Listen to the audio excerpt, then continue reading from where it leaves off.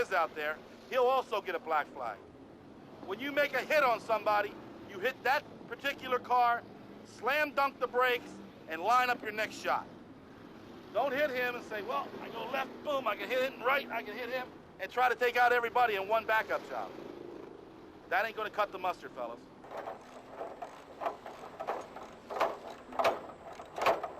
You gotta go out there and hit him. Take the guy out, take a nice front wheel shot, take a rear wheel shot, grab a radiator, grab a good spot, make it a good clean hit, and he'll always remember you. If we see that you're just love tapping around out there, you're gonna get a black flag. Take him out. You gotta make good hits, fellas. No Sunday driving. All right, what about cheating? Cheating. What kind of what? Cheating? There's a lot of different ways that the guys try to cheat.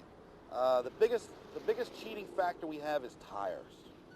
If you ever watch an inspection, we're always checking the tires.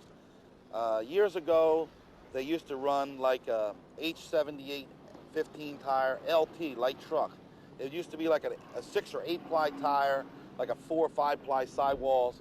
And then after they got done with that, a lot of the guys would fill them with liquid rubber. We've had people out here who's had steel bars inside their frames and stuff like that before. Putting metal in the frame or concrete in the frame is not allowed. We found sand in them, we found concrete in them, we found a lot of different things in them that they try cheating with to get more tail weight in the car. So when they're coming back to hit the guy, the impact is a lot greater. But if you're willing to try it, but they don't allow it. If they catch it, you're gone. We catch them. I've been around the sport so long that we do catch them. But I think the major cheating point is tires. That's the one they always try to get by on. No, I don't at all. Not when I'm driving for Jesus on my car. You're not going to find me Here they cheating. come. The cars are down for qualifier number 1. We'll give you the entries in just a moment.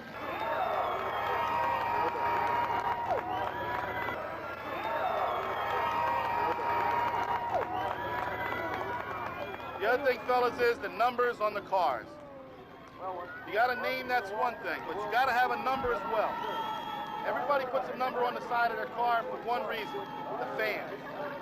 It's not because we want them there, it's because the fans want them there. When you're out there dealing that car and you're doing a good job, they remember one thing, and that's the number on that car. Oh, did you see that number 38 or that number 45 or whatever? Did you see him make that hit? He's the one I'm going to clap for on the fan's choice. It doesn't green, it doesn't red. They don't know what your car looks like, but they do remember that number, fellas. They remember it 100%. And they remember who makes the strong hits. The 01 is Joe Love Pt2 from Staten Island.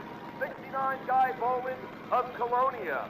The 759 Curtis Will Thompson from Colt Neck. 79 Rich Padula of Rochelle Park. What do I want to see out there? Blood, guts, destruction, all the usual stuff. There's sadistic fans we got up there. I mean, they got whips, chains, bottle rockets, you name it, they got it up there. They are worse than the drivers. I've always said the fans are worse than the drivers. They want to see the worst hit they've ever seen. That's what they come out here for. They're vicious people up there in the stands. I want to see blood, I want to see guts, I want to see hands, mangled arms. What do you want to see? Smash up derby laps, crashing, smashing, wrecks, action. Slam and jam. Yeah. That's what we come for, right? Yeah. You're on vacation, you go to have fun. That's right. Want to see a party? No, red, black, and blue? All right, riding down in that final car right now, everyone, Master Disaster. I am excited about this World Championship, too.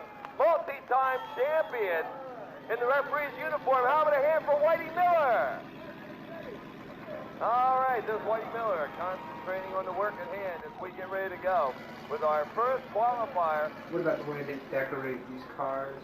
Yeah, that's reminiscent of young children getting ready for a parade when they decorate their bicycles, or perhaps reminiscent of Indians dressing up for warfare.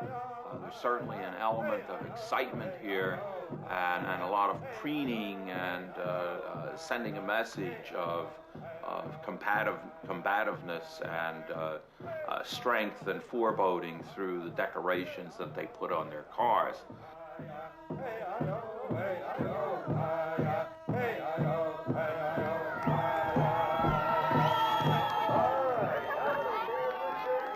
Are you folks ready for heat number one? All right, wave your hats up and count it down. 10, 9, 8, 7, 6, 5, 4, 3, 2, 1. We're underway. All right, here we go.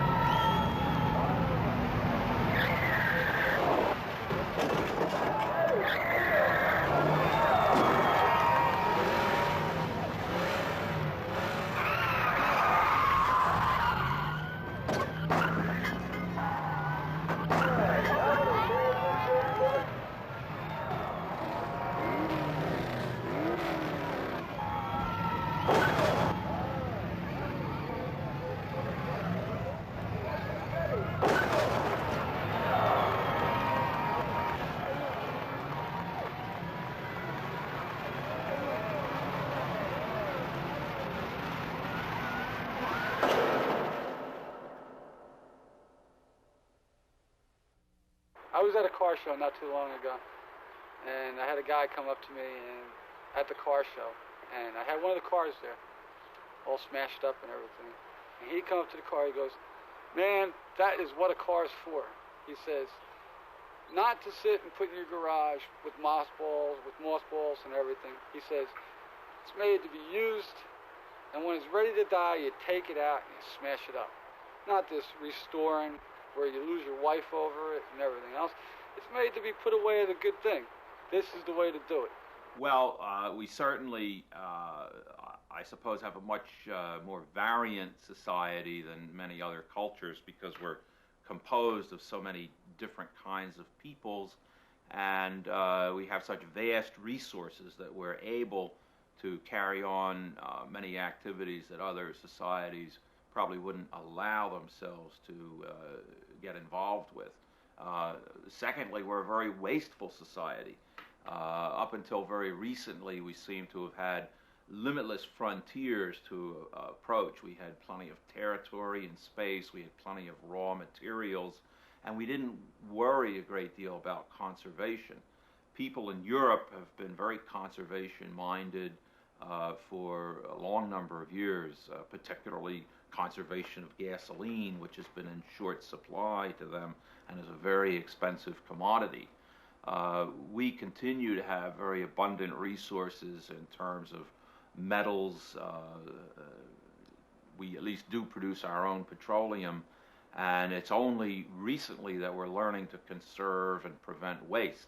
It'll be an interesting question to see whether wasteful events such as this predominate 50 years from now, or as a consequence of the fact that we move into an era when we have to be much more conserving, whether events such as this will pass by the wayside. Everybody, I think, in the back of their minds goes down that parkway and they see somebody cut them off or stick it in front of them somehow, and they say, "Gee whiz, if this was a demo car, I'd just smash right in the back of him. You know, I would just love to smash that guy." So when they come to the track here, they can do it. They take all their anxieties out, and it's great. I think it's the greatest sport in the world. I really do. Let's do it. Hit it, Billy!